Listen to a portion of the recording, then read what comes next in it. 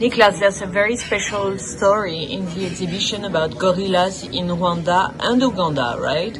That's so right. Could you tell us what happened with the gorilla and the human beings? Yeah. So what happened is that in the 70s, the gorillas were almost extinct.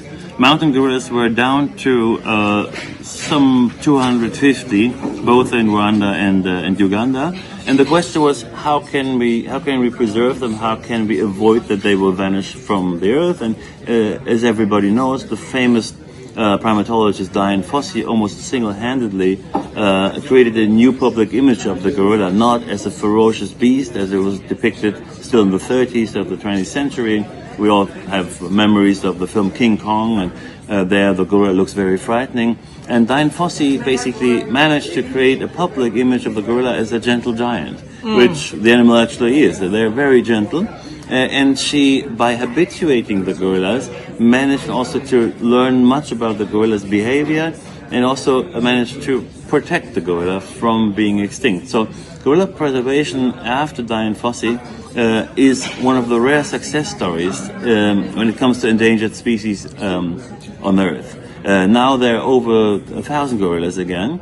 A part of them has been habituated, which means in the two countries. In the two countries, also in Congo, because Rwanda mountain gorillas exist in Rwanda, Uganda, and in Congo. Okay. And so by last year, the number of recorded gorillas was for the first time above 1,000 again. So it's a huge success story, but it's a success story that comes with some new challenges, because a habituated gorilla loses its natural fear of the human.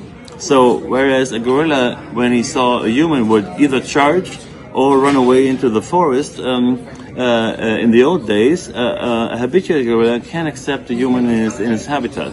So to protect a wild species of animals like the gorilla, we have to make him less wild, which is a funny contradiction, which leads to, as I say, new challenges, because these habituated gorillas, some of them become very adventurous and they leave the jungle, which creates a lot of problems for farmers, because the gorillas go crop raiding, discover new sources of food. What happens is that the habituated gorilla leaves the jungle from time to time to roam, and also there is a beautiful video in the show that we show that some gorillas are apparently able to identify us humans as a kind of ape. And so we show an incident that happened some years ago when a photographer called John King tried to take photos of the gorillas, and all of a sudden the gorillas came and started to groom him. And gorillas basically groom each other. It's partly hygiene, partly it's a caress. And I think it was a very interesting unintended moment in the history of non-human relationships, that a gorilla identifies a human as possibly a deplorably hairless ape and starts to touch him, and it's very sweet to see how this gorilla looks onto the back of that man. There's no fur, so he's irritated, starts to smell, and then finally touches his hair because there is some fur, and that shows that there is a new proximity. Even if we try to preserve something that we call wilderness, we are altering it, we are changing the character of it, and we turn the gorilla into not a tame animal. It's still a wild animal, but it's less wild, and it's becoming a hybrid between a wild animal and a not so wild animal. But can we speak about countryside? Yeah. If for the environment of the gorilla? So basically the gorilla lives in the jungle, and the jungle is surrounded by a very dense population of farmers. So in the exhibition we talk a lot about the opposition, the constructed opposition, or the real opposition of the city and the countryside, which also as a word means counterside, the other side of the city, but it's also the other side of what we frame as wilderness.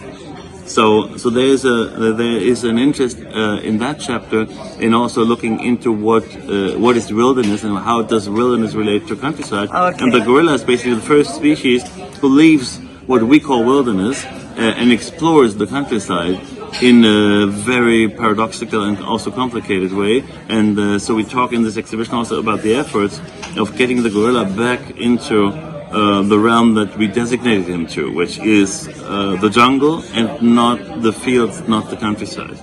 Merci.